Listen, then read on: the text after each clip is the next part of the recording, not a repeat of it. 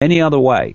And once you are in this mental state, this emotional state of fear of not surviving, you are filtering reality through the reptilian brain, one of the oldest parts of the brain. So they say, I say that reptilian brain did not come from our reptilian past, not in its current state anyway. It was actually part of the genetic manipulation, because if you get beyond the flesh and blood, what the human body is a vibrational construct, and you can liken the reptilian brain to like a microchip. And it's a microchip that is connecting us to the moon matrix. And for that to be done powerfully, once again, we have to be held and manipulated into those emotional mental states that are processed by the reptilian brain. Because in that processing, we're connecting to the moon matrix, the reptilian, I would say, hive mind. And so, again, once you disconnect from fear and you disconnect from these senses of fearing not surviving, you are disconnecting from a domination of your reality and perception of the reptilian part of the human brain, and in doing so, you're again disconnecting from the moon matrix. And everything, if you look at it, is about holding us in that reptilian brain. They're always giving us reasons to fear not surviving in some form. All right, David, hang on with that thought. We're going to go ahead now, folks, and take a long break. We'll see you back here at the top of the hour. Don't go away. There's more coming.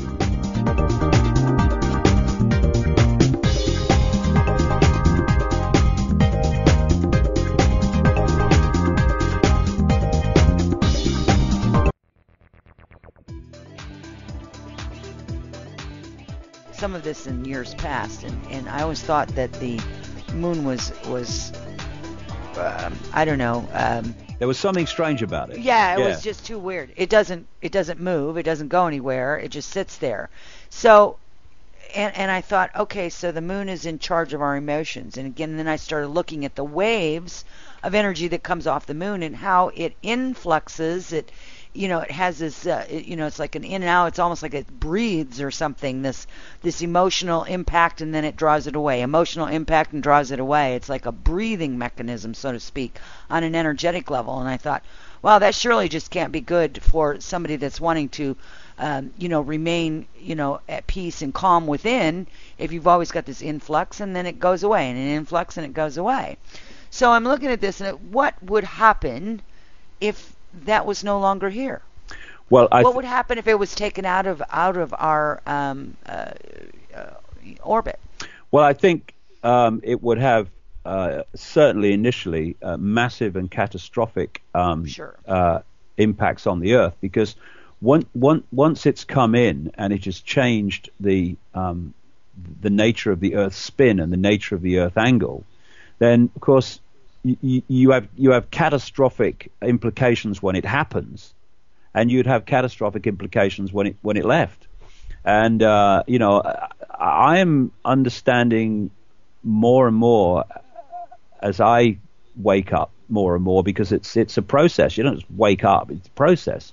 Sure. And that there is another force at work here that is impacting on this, and I was told it can't all be changed immediately, because the whole thing would collapse. But what I'm sure is going to happen is that force which is in control of the moon is going to be relieved of that control.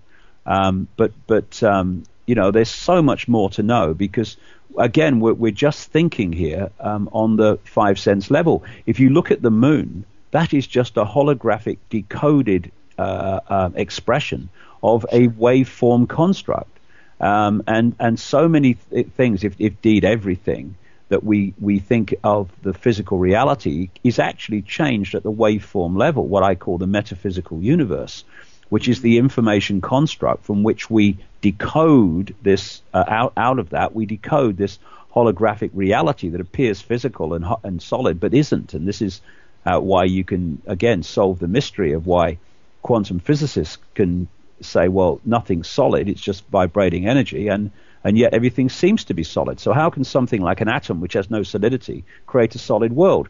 It can only do it because it's not a solid world. It's a decoded world that appears to be solid. And so all change takes place on the vibrational level. And in terms of the human mind, that's what we call the subconscious level. It's in the subconscious levels of mind that we connect with the metaphysical universe, the information construct, and that's the movie reel, if you like. That's where the movie's made, and what we call the physical solid world is the screen on which it's played out holographically. The change takes place at a vibrational level, and that's where the truth vibrations are impacting. We are seeing them play out holographically in people in the so-called physical world, changing their perceptions and what have you. But actually, it's all going on in the waveform fabric of this reality. And it's the same with what's happening in the moon. It's happening there, and like I say in the book, I go into this in enormous detail because you know there is enormous detail to put together now about all this, and there are great questions I have about what happens to the moon as we go along, but certainly it's fundamental to human life and human, particularly emotional perception. Well, so, and here's a question, and you may or may not have put this in the book, you may not have looked at this, but what do you think was the purpose behind that big thing that Obama did, which was to bomb the moon? What do you think that was about? Well, there's first of all, we found water on the moon and this and that. The moon, whatever. It's on one level. I mean, that's not the only level, but on one level, it's underpinning the fact that it's some kind of natural phenomenon when it isn't. But if you notice, we were supposed to go back to the moon, and Obama's just cancelled that. Sure. And there's this massive gap between when we went to the moon, and I would say we went to the moon in craft that were much more advanced than the ones we saw on the telly. But there's been this big gap that when we haven't. And I was sent a film by someone about 2 days ago called Moon Rising, which I hadn't actually seen, and it's a documentary. I think it came out in the last 2 or 3 years, in which they're looking at the way NASA photographs were smudged and airbrushed, if you like, to take out non-natural phenomena from the surface of the moon. And there have been many, many stories over the years about things like obelisks and other things that have been seen on the surface of the moon. And they get airbrushed out, and sometimes they blatantly just put like a square over them, so you can't see them, and you can see the square. It's obviously covering something, but obviously you don't know what.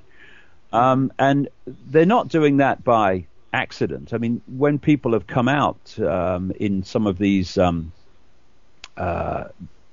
places, like at the National Press Club, I think it was in 2001. When they had the Disclosure Project, and people who knew things about the moon and other things, extraterrestrial activity, who'd worked within NASA and other companies that relate to it, came out and told their story. And a number of those related to the moon. One in particular, who I've quoted in the book, a man who's worked in the photographic area, and was shown pictures of what he was told was a base on the dark side of the moon, the part of the moon we never see. And this, of course, was never released to the public. And I would say that it's not the surface of the moon particularly, though, of course, there'll be interesting things on the surface of the moon because there will be activity there of a non-natural nature. But the real thing is inside the moon. That's where it is. And, so often you see in Hollywood movies and what have you, you see the truth being told symbolically by people who are insiders, and I would say that is the case with Star Wars.